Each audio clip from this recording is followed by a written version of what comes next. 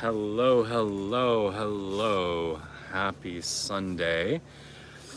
Thank you so much for joining me for our weekly meditation class. If we have not met before, my name is Kay. I'm an ecstatic spiritual life coach, author of the book Journey to the Ecstatic Self, and it is a sincere privilege to get to share space with you on this beautiful Sunday evening. So I'd like to start tonight with just doing some deep breathing and some centering, because we're going to dive into some sometimes uncomfortable topics. Shall we just say that? So take a deep breath, let it out.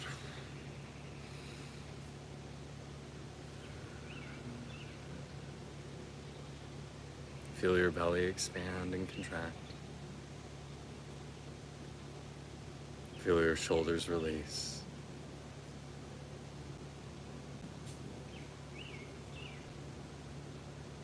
And feel yourself soften. Feel yourself let go of rigid holding. Allow yourself to just melt into you.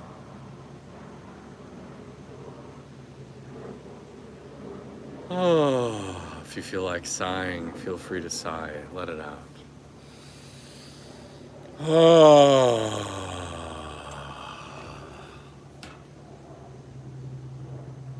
Oh.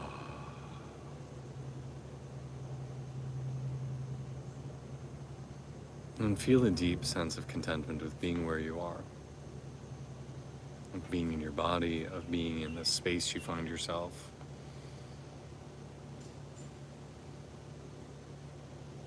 Let the state of your mind be what it is. Let the state of your heart be what it is. Let the state of your body be what it is. And feel a sense of compassion for yourself. Compassion for those around you. And you don't need to be your best. You don't need to be your most alert or most productive. You just need to simply be where you are. Give yourself permission to just simply be wherever it is you are.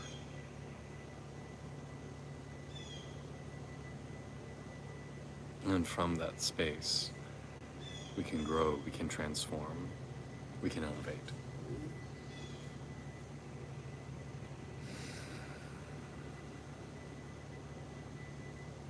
Feel the quality of your breath, feel the softness inside.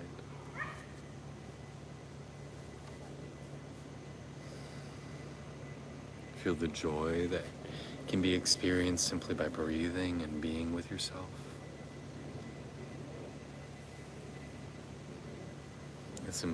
It is entirely possible to experience a cosmic, transversal, orgasmic sort of high just by breathing. I first started to experience that even when I was a little kid, that just tuning into the breath could transport me to this otherworldly experience. It can be a tremendously powerful gateway. And from this place of softness, from this place of connection with our breath, let's talk a little bit, and then we'll do some more work in a little while after we have some conversation. So this week for me has been kind of an intense experience when dealing with relationships. With dealing with how I communicate, how I connect with other people, and how I offer my true self. So for those of you who are familiar with my work or watch my YouTube channel pretty regularly, you know that I put a big emphasis on being aware of what you're feeling, about being vulnerable, sharing your thoughts, sharing your truth, and allowing yourself to just be with whatever is. And so that's something I really strive to do in my friendships and my romantic relationships and whatever, is to be very vulnerable, authentic, and to speak my truth out loud. But that can sometimes be uncomfortable for other people. Because we live in a culture where we're supposed to be nice. We're supposed to be polite. We're supposed to shut up and do the thing that we're expected to do and behave in the ways that we're expected to behave, and not necessarily connect with our inner world, not necessarily even be aware of what's going on, right? Like, go distract yourself, go watch a movie, go play a video game, go have sex, go drink, do something. Don't worry about it. Don't worry about this. And so when we do those things, it can be a little bit unnerving. So a couple weeks ago, I went to a wedding with one of my best friends in the world. We went to high school together, and I came to realize at the wedding that I was not getting my needs met. Right, like for what I thought I was in relationship to this person, I thought I was supposed to be more included, more involved, hold more of a special place, because they had in my wedding, I had in our mutual friend's wedding, and I was feeling very excluded, and I acted out. I made my feelings of displeasure known the day before the wedding, in not the most tactful way. Right? I was not as eloquent or calm or surrendered as I probably should have been. Right? We all fuck up. We all do stupid shit like that, right? Like, even those of us who have been doing a lot of internal work and self-regulating for years and trying to be spiritually minded and kind, like, we still fuck up. And I was aware that, I probably made them very uncomfortable, hurt their feelings. So earlier this week, I reached out to this person who, again, we've been friends for 20 years at this point. We've traveled internationally.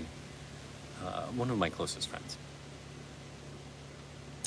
And I tried to own my shit. I tried to say, hey, I fucked up. Right? I didn't do as good as I could have done. And let me just say, in communication and relationships, and even just in relationship with ourselves, just the very act of saying, this is my shit, and I'm going to own it, is incredibly important, right? It's not that we don't make mistakes ever. It's saying, hey, I fucked up, and I'm going to try to do better, and I'd like us to try to move forward. So I very much try to practice what I preach, and I tried to say, hey, I did wrong by you. Let me tell you a little bit about why. I was feeling disconnected. I was feeling left out. I felt like I wanted more and I wasn't getting it. And I did what I try to do with all my relationships, which is speak my needs out loud. Because if we want to have authentic, vulnerable, deeply connected relationships, we have to be aware of what our wants and needs are, and we have to be willing to ask for them. And then it's totally appropriate for the other party to say, I'm grateful to hear that. I'm not capable of offering it to you right now. I'm not able to give you that. So can we negotiate? Can I give you something else? Or can we meet halfway? Or I can't even come close, so maybe we need to find some distance or take a break or something. Right? Like, I think that is one of the most important skills for relationship building. Again, with a relationship with ourselves, being honest with ourselves about it, or with other people, is to say, I have wants and needs and I need them met. So can I ask you to help me meet my needs? And then for the other party to then speak their truth, speak their needs, tell them offer what they require, and then it leads to a healthy conversation. Because the other option is to deny those things and to pretend like everything's okay, to pretend like we're happy, but then secretly resent them, and then lash out in some way, passive-aggressively, do some stupid shit. So I think it is incredibly, incredibly important to vocalize those things, to speak them out loud. But this friend did not appreciate hearing them. they told our mutual friends that I am selfish. Selfish to my core, I believe was the exact phrase that they used. And that really hurt. That did not feel very good. And what so upset me is the fact that I did right. In the sense that I owned that I fucked up, and then I spoke my needs aloud. But not everybody's able to hear that, right? Like, not everybody is comfortable hearing somebody ask for their needs, and to other people that can come across as being very selfish. Right? Who are you to say you need something? Take what you get and be grateful for it. But that's bullshit. If it is a need, if it is something that you require for wellness, wholeness, emotional well-being, spiritual well-being, physical well-being, then you need to have it met. And if someone can't give it to you, then you need to go to someone else. But it's so unfamiliar in our culture. Yeah, I hear that. Thank you, Neil. It's so unfamiliar in our culture, though, right? Like, we are so not accustomed to having people vocalize those things. But every positive relationship I have, that's a trait that we share, we work on. And in my past as a communication coach, that was something I taught people to do. Right? That's how you negotiate through conflict. But not everyone can hear and hold that.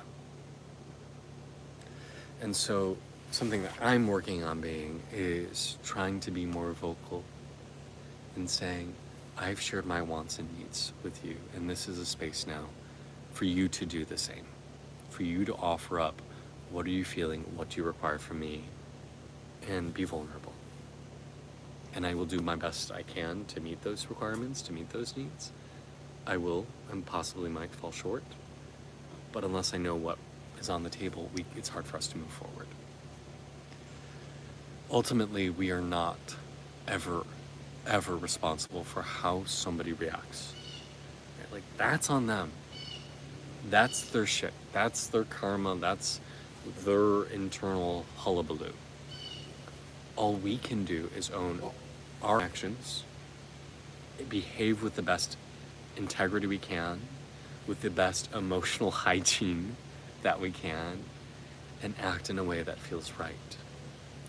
And for me, on my wellness journey, on my spiritual journey, coming to say, hey, I'm owning my shit.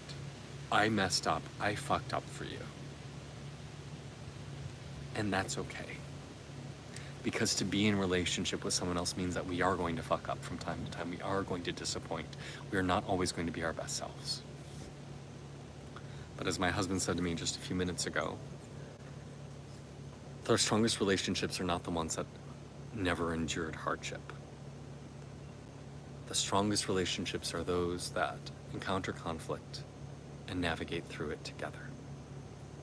Because when you successfully navigate through difficult times, you learn resiliency, you learn your strength, you learn your worth, you learn what other people are worth.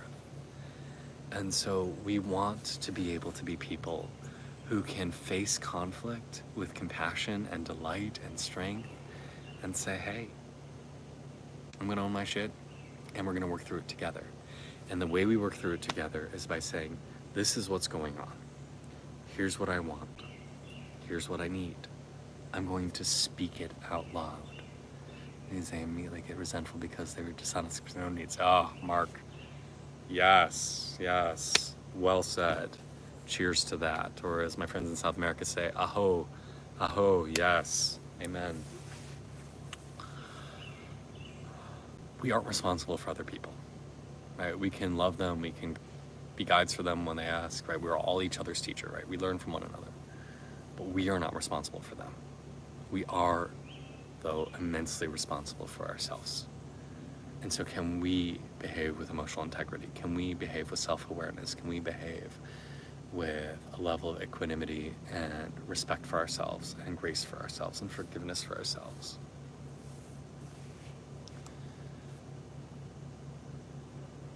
So can you be brave enough to speak your truth, your needs, your wants, your desires out loud even if it's not going to be received well, even if they're going to tell you you're selfish for saying these things, even if they resent you for having the emotional integrity and awareness to even be aware and speak those things.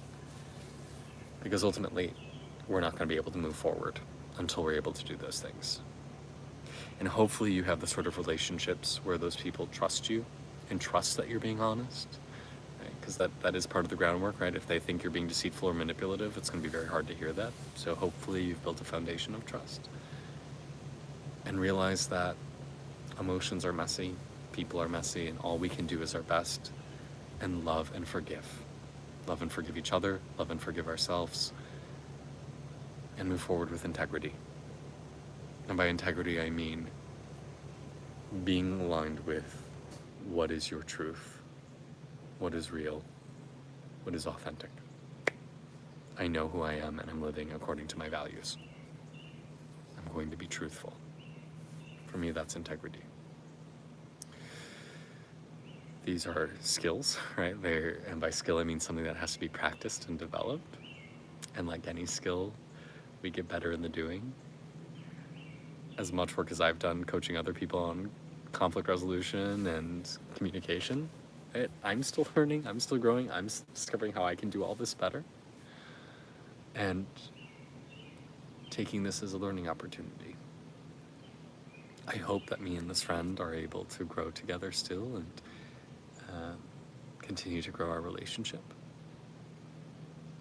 And if not, then it's karmic, right? Like, then maybe we were perhaps destined to drift apart at this point.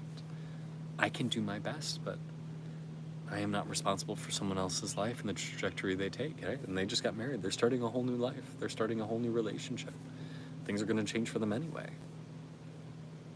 So all I can do is love, and respect. For myself, love and respect myself, love and respect those around me, and behave with integrity. So let's do a little bit of meditative work on that together. So close your eyes or take a soft focus down at the floor.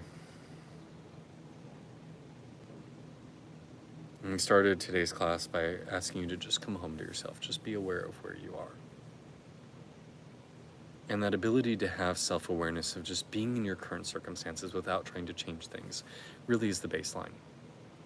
So many people, when they try to meditate, they try to move themselves into another experience, right? They try to visualize themselves in a sacred space, or they try to picture themselves enlightened, or what they would be like if they had the perfect body or the perfect whatever. But instead, I'm asking you to just simply sit and be with where you are. Accept yourself with all your foibles and all your glorious miracles. Let yourself just be. And let that be enough. Let that be wonderful. Let that be sufficient for you. Because until you can actually just accept yourself with where you are, it's going to be very hard to even recognize the shit that you're supposed to be expected to own. Until you can just be with where you are, you can't really necessarily know, what am I feeling? What do I want? What do I need? So simply allow yourself to be. And then here's another hard one. Thank yourself. And I know a lot of times we don't feel like we're worthy of thanking ourselves or worthy of gratitude. Thank yourself for doing the best you can. Thank yourself for your willingness to engage and do the hard work. Thank yourself for making it this far, as simple as that is. And with that gratitude, there's the flip side, which is also forgiveness. Forgive yourself for not doing better. Forgive yourself for not being clearer, for not being kinder, for not doing the things you know you should have. You did the best you could with what you had at that time. If you could have done better, you would have done better. We live and learn and grow. So forgive yourself. It's okay.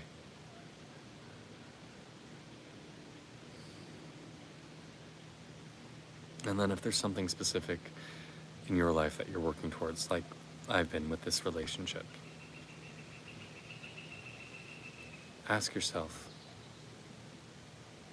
and you can say this out loud or silently, what is it I'm really hoping for? Are there needs that I'm not getting fulfilled that I genuinely require to be happy and healthy? Are there just simply things I want that may be attainable or not? You know, with this friend, I want to feel as cherished by them as I feel I cherish them.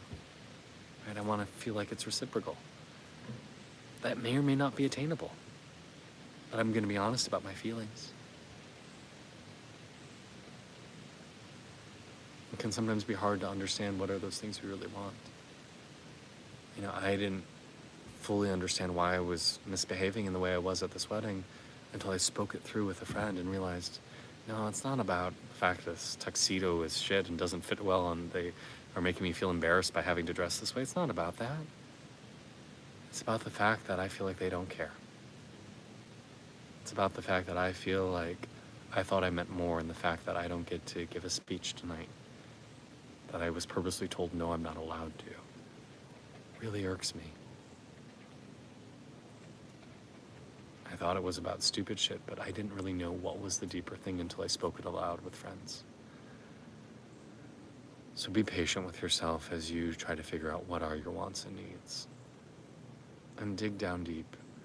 Keep asking. Keep asking the questions until you get a sufficient and satisfying answer. Be patient with yourself as you try to figure it out. And forgive yourself if you don't have a good answer right away. Self-awareness takes a long time to cultivate. And it's a skill. It's something we have to practice day in and day out. It's why I sit in silent meditation every day, twice a day, 7 days a week, is to develop better connection within, better awareness of what's really going on for me. And then once you have that awareness, once you know better, where are you, what do you want, what are you hoping for? Be brave, be vulnerable, and be willing to own where you could have done better. It does not diminish you by saying, I could have done more. I could have handled this situation better. I messed up. It does not diminish you by admitting you weren't as good as you could have been. In fact, it makes you so much stronger for owning your shit. Because that's the thing we want from politicians or companies when they mess up and cause a natural disaster, right? We don't want them to pretend it didn't happen or blame someone else. We want them to say, we messed up and I'm going to do better and I'm going to take care of this. Let's move forward. Own your shit. You're a stronger and better person for doing that. And as you do these things, feelings are inevitably going to bubble up. You're probably going to feel something. And when those feelings come up, take a deep breath and accept them. Let them be there. You don't need to run with them and be like, oh my gosh, this is my truth. And it's forever my truth. This is who I am. And you don't need to reject them. You don't need to shove them away and say, that's not me. Okay, we processed. Done. Go away. I don't need it. Just accept it as your truth for the moment. Let it be with whatever it is.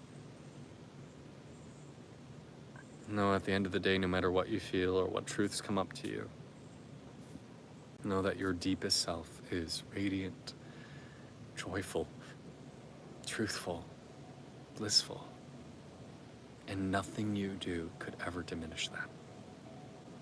It can block that awareness from you, but it will never diminish that truth that exists inside. Right? No amount, I use this metaphor a lot because I'm a science fiction nerd, but no amount of space debris can diminish the light of the sun. Right? It can block it, but that sun will still shine as bright.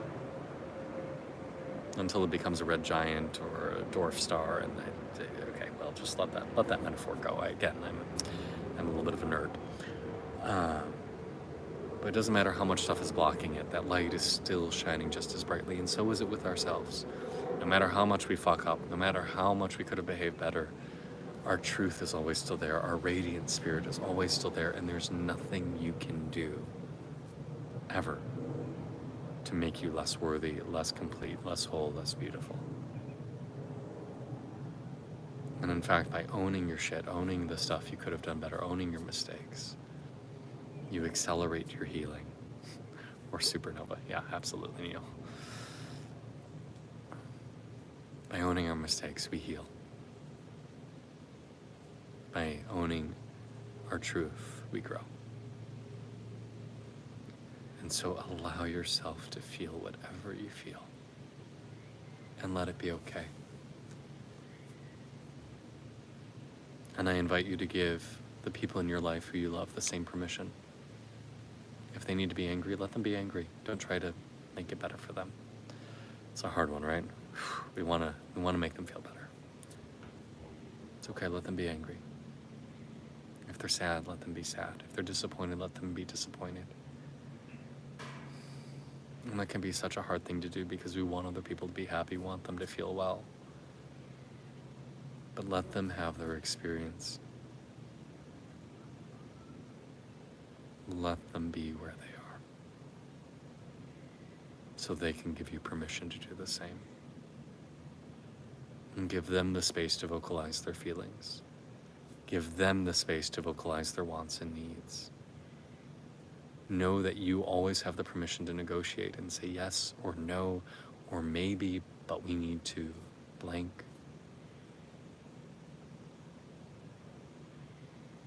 These are advanced life skills we're learning, right? These are the good stuff, but the hard stuff, but the necessary stuff. So I invite everyone this week. See how it goes for you. See what happens as you get brave about speaking your truth, asking for what you require, and speaking up for where you could have done better. Because we all have each of those. I hope this is meaningful for you. I try to share what's been going on for me because I feel like if it's happening for me, it's probably happening to somebody else, right? It's in the ethos, it's in the cosmos, it's in the energy. And if you feel, called to connect with me, it's probably for a reason, right? We're probably sharing something. Oh. My pleasure. Thank you so much. That's very kind of you. Received. Thank you. Let's just take a moment. You can bring your hands to your heart, onto your chest. If you want to visualize a glowing ball of light in the center of your chest, feel free. Feel a sense of love there. Love can be a love for a specific thing or person or animal. Feel a sense of gratitude there. Again, it can be for something specific or general. Maybe it's gratitude for a new day, fresh air, good food, a loved one, a nice note, a chance to connect virtually in this space. But feel some love and gratitude behind your hands. They are two of the most powerful forces in the universe. I've had some really intense and magical experiences lately of feeling how love can cut through time and space and death and be a tangible force. It's powerful. Feel it. Oh yes, this is normal. This is healthy human behavior. Amen to that. Right? Our world is a little disconnected. Feel that gratitude, feel that love in your heart. And as that light grows brighter and that feeling grows stronger, start to expand your hands upwards and outwards and just offer that gratitude up. Offer gratitude and love up to the sky, up to the heavens. Thank the universe. Thank your higher self for these opportunities to learn and grow and be our best selves. Thank them for the love and light we have. Thank them for this life. Whenever there's a gift offered, there's always a gift received. So as you offer up that gratitude, notice how something comes back at you. Notice how you feel a flow, an exchange of love. Right? So what life is all about is establishing a flow with other people, with our higher selves. Right? And when we do this cosmic work of offering up love and gratitude and receiving something back down, it mirrors the energy that flows through our own bodies that we work with in meditation. Dwell in love, dwell in joy, dwell in peace and gratitude. But don't force it, just be where you're at the same time, right? Find both. It is an honor and a privilege to get to share space with you this Sunday evening. I hope this was meaningful to you in some way. Please feel free to drop a comment in the video below if this spoke to you, or share it with someone who you think it will speak to. And if you feel so called, offer up a little light and love to my friend who, is struggling with this experience and doesn't want to talk to me because of it. Right? It's always appreciated. Offer a little blessings to them. And offer some blessings to someone in your own life who is struggling. Okay? We always want to pay it forward. We always want to dedicate some of the merit of our practice to either someone specific or to sentient beings overall, whoever. Offer your light, offer your healing, offer your growth, your wisdom, your power. Pay it forward. We're all here to serve one another, to teach one another. It's a pleasure to get to be here with you tonight. I hope you have a wonderful week. See you next week. I've got a couple interesting videos coming up, edited videos this week, so look forward to those. I think you're going to really enjoy them. And if you ever need anything, feel free to reach out one-on-one. You can reach out through my website, ecstaticself.com, or through DMs on social media. Please let me know how these things affect you, and if you ever need anything specific. If you haven't yet, please consider checking out my book, Journey to the Ecstatic Self, available online and also as an audiobook. And yeah, it's a pleasure to connect. I'm going to be announcing some other new things in the coming weeks, possibly an in-person workshop retreat in the fall. Let me know if that's something that you'd find exciting. I'm thinking of starting also maybe a Patreon where we can do some more work together in a more specific way each week. So if that's something you would find exciting, let me know. But yeah, thanks for your magic. Thanks for your light. Namaste, the truth in me best with the truth in you. Inside we are one.